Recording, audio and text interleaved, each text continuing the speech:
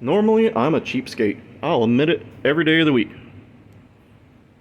And sometimes, being a cheapskate burns you, and you have to buy something a little better. So, I bought a little Mr. Cool AC unit. Got this from Home Depot. They actually had the better price. You could probably find somebody that has it better than Home Depot. But for me, in my area, it was the easiest, best price. This is a 110 volt unit because I have wiring for 110, 115.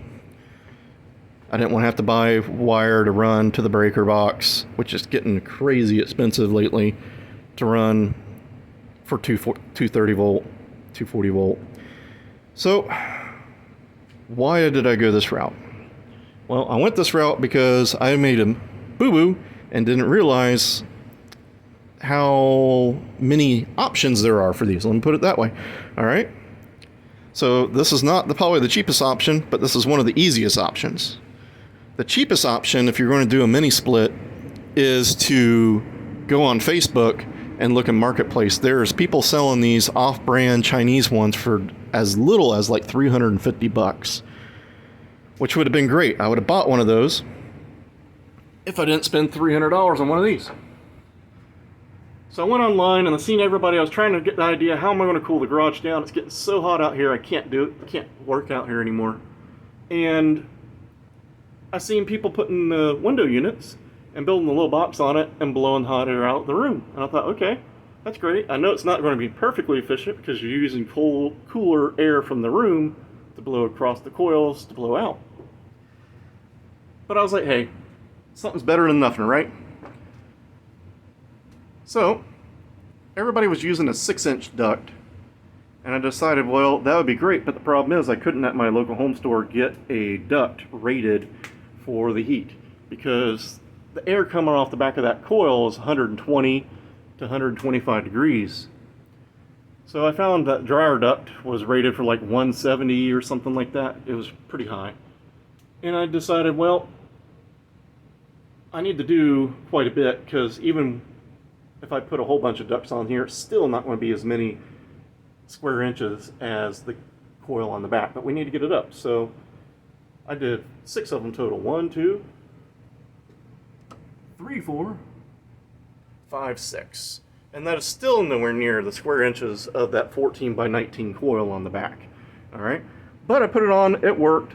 It was dropping the temperature. The temperature coming out of the unit was a good, like, 60 something, 59 degrees, somewhere in that range.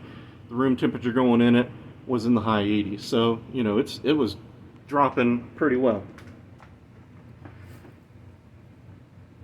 Put it all up in there. Put the ducts as close as I can to the vents on the outside because I didn't want to drill any holes in my soffit.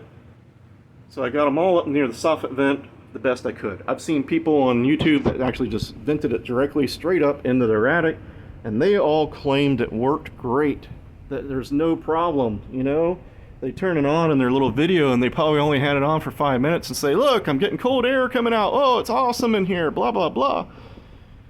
I don't know if those people live in South Dakota or if they live in Alaska or whatever it is, but here in Florida that just doesn't work. I'm going to tell you right now, yes, cold air comes out. It blew nice cold air for a while out here.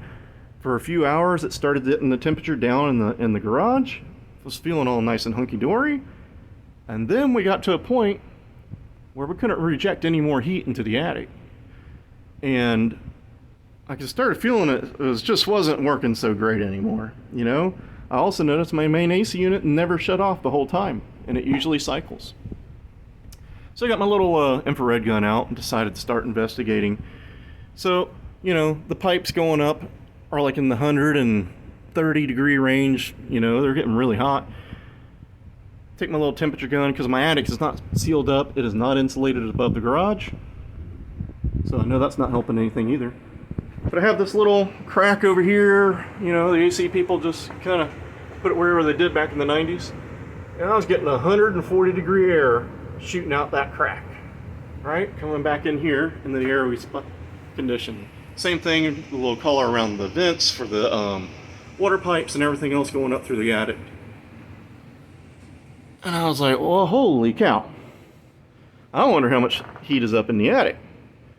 Pull the attic access down, shoot the back of the sheeting with the unit running.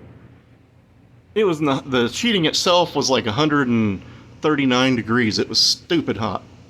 So I turned the unit off. Leave this down, the stairs to the attic down for a little bit, open my garage door, let some air blow through.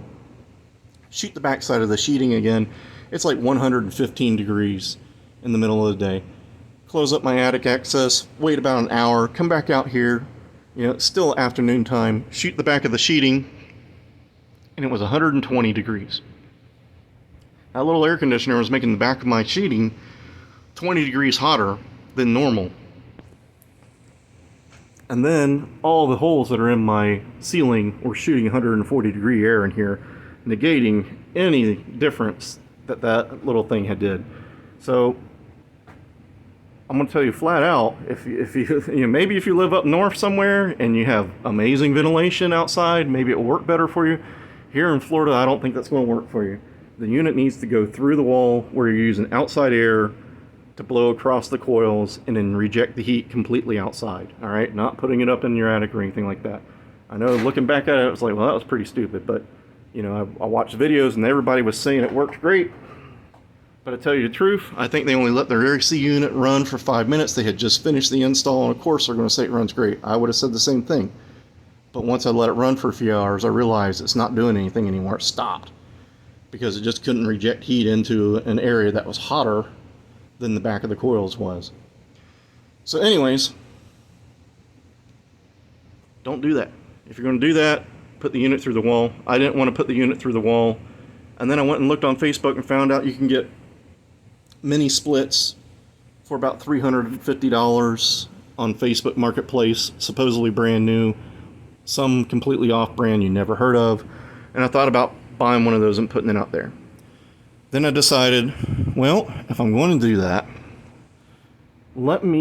I can't look at reviews on Facebook. Like, there's people that top in, but they don't really have a review of it because they're asking about buying one. And I was like, this right here, I can look at reviews. I want to be able to compare it to this, a name brand. So I decided, well, let me look at, see if eBay and Amazon have them. You can look at reviews there. Of course, they're more expensive, but you can, you're buying security with the reviews. And, if everybody says, oh man, it died. And the reviews weren't too bad. They were more expensive. eBay was a little cheaper, almost $500, like $475 for the same units, same size. And then I was like, boy, compared to this, there's quite a big price difference. What's the difference here? And I thought, well, let me compare their sizes. Sizes were about the same BTUs. The shear rating was similar. I think they were like in the high teens for the other two styles, the ones you find on Amazon and eBay. And then I looked at the weight. The ones on Amazon and eBay, the whole entire package weighed 65 pounds. And I thought, oh, that's interesting. That's what that sucker weighs, 65 pounds. And I was like, okay, that kind of makes sense. It's just going to be, some line in between that two, And I started thinking, boy, if that's 65 pounds, how much is the Mr. Cool? Well, the bottom unit is almost 100 pounds. The top unit is in the mid, like 20 to 28 pounds. I can't remember exactly.